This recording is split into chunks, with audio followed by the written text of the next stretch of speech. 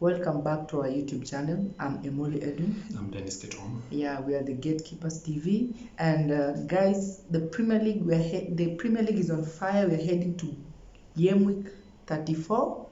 As you all know, the fight for the title is very much on fire between Liverpool and Man City. The fight for top 4 between 5 teams: Tottenham, Manchester, Arsenal, West Ham, Wolves, is still on fire. Actually, the fight for relegation, Everton, they're on fire. So welcome, guys. Actually, last night, Burnley played against against Southampton. Funny enough, Burnley managed to win that game, which takes them to a point behind Everton, of which if Everton lose and Burnley win, Everton will be eyeing relegation. So welcome, guys. This is what we give you everything. And before we start, guys, it's official. Eric Ten Hag has been appointed as Manchester United head coach. So welcome, Mkubwa. I hope you'll fix things just like the way Xavi is doing in Barcelona, because the club right now is in shambles, man. I'm hearing that Ten Hag wants to make Manchester United great again. I would appreciate, by the way. I would appreciate. We like these bald people. Welcome, guys. Anyway, match week 34, early kickoff again.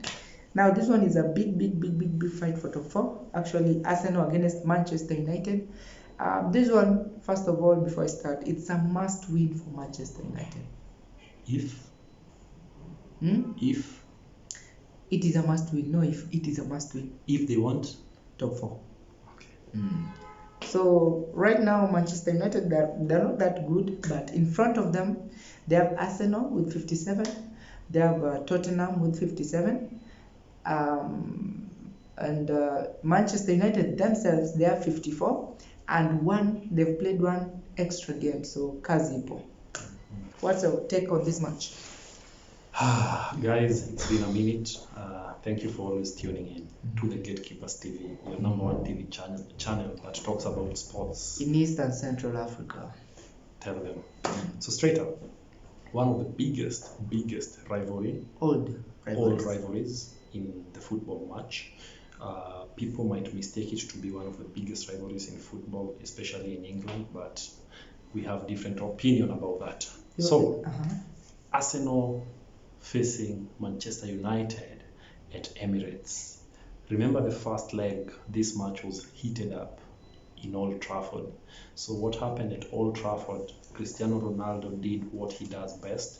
He scored a brace, right? Then Bruno Fernandes scored the other goal. Yeah. So the match ended 3-2. I remember Arsenal, Smith Rowe, and Odegaard were the people who scored for them. Yeah, actually. So clearly, it was a match which Manchester United won after a long series of not winning against Arsenal. So tonight or tomorrow, early kickoff, it will be a match decider because both teams are eyeing a position in the top 4. One team already has a new coach by the name of Ten Hag, as Pogba just told you, that's Manchester United.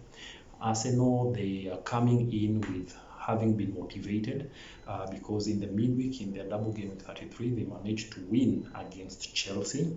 How many goals? They won by 4-2. I think it's good if we give credit to the people who scored. So in Arsenal, Saka scored the 4th goal, which was a penalty. Smith Rowe scored the 3rd goal. Then, of course, Nketiah scored a brace, right? And we have to give credit to the Chelsea defenders who made the mistakes. Anyway, it was it was a shambolic defense from Chelsea. Christensen, Malang Sarr, they were not at top on the top of their game, but it is what it is. I hope in the next match they rise up to the occasion and do what they need to do best. Yeah, the next match is West Ham and then Manchester United. Let's focus on Arsenal, Manchester United. Why are you scaring them? So on this game, Arsenal, this is a young, talented squad. A squad which Arteta has been able to mold in his own image, and they're actually giving him results. So far this season, it's good enough to say that Arsenal they have improved, they have outdone themselves, and they're doing quite well. Manchester United, for them, they're neither here nor there, though they're trying their best, but it is what it is. So them coming to this match, it's a match which, as Pogba just told you, in case, if at all they really want to finish in the top four, it's a must win for them to be able to consolidate those points, because moving ahead, it's going to be tough. So I'm looking at a scenario whereby Arteta will be starting with his usual backline. Currently, we can automatically say that Gabriel is a starter, and also Ben White has earned that. In our game, I saw Tavares started, and he played. He was okay. He played well, and Tierney came in the second half, and it was quite a big game. So I'm seeing the front. Did Lacazette play against? Yeah, he came. No. He came later. He came later. Yeah, he was on the bench. He didn't make any effect, but anyway, the job had already been done. I hope he starts against Manchester United. He's not clinical nowadays. Pray that he doesn't become clinical in your game.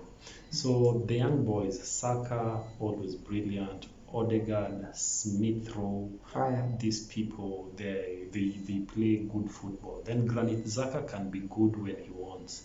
The only problem with him is that sometimes he commits silly falls, which leads to him getting red cards. So especially for this game against Manchester United, I know it will be a little bit emotional because of the history which the two teams have. So he better compose himself. But he's a good player, only that he needs to reduce his anger. So Manchester United, a team which is going to face Arsenal, they also have good players. So the likes of Cristiano Ronaldo, by the way, our condolences to you and your family for losing your son. I hope the burial was done, so hopefully he will be featured in tomorrow's match. So him being featured in tomorrow's match will change the narrative, because he will be coming from scoring a hat-trick in the last EPL match which he played. So I'm looking towards a scenario whereby Manchester United will fire up and ready to go. Their front line, of course, Rashford should start, Bruno at the middle. So in that center forward, I don't know whether you will start with Fred and McTominay. Fred is not yet. McTominay is back. McTominay is back. So we are looking at Matic. So that's where I think the coaches gamble. So you might gamble. Yeah. Pogba got an injury, so I don't know how intense that injury was. Do you think he's fit for tomorrow? Not just that. I feel, or an opinion, it might be the last time we've seen Pogba in a Manchester shirt last time, because the fans don't need him anymore. Anyway, it's all about, sometimes, new coaches always come and they always change the narrative. Yeah, I think Don is coming back. A coach can come and actually transform a player whom you thought was down. So with you guys having Ten Hag, you never know. But anyway, guys, transfer windows are almost open, so anything can happen. Rumors are, as Pogba is telling you, that Pogba is shopping for new clubs. Whatever comes, keep it the Gatekeepers TV. We will be telling you live what's happening. So I don't want to dwell on this so much, but it's a big game. Very big. So I think this is a game which will be won in the midfield. The people who will be controlling their midfield well will actually be able to outscore each other. Because remember, one team, this is Manchester United, has one of the best strikers in the world.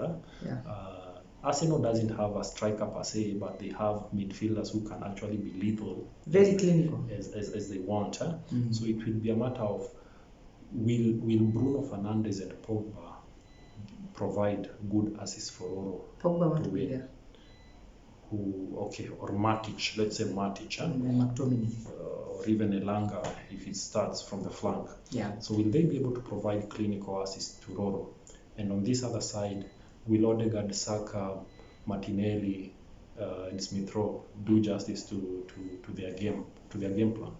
If that happens, then clearly it will be a difficult one.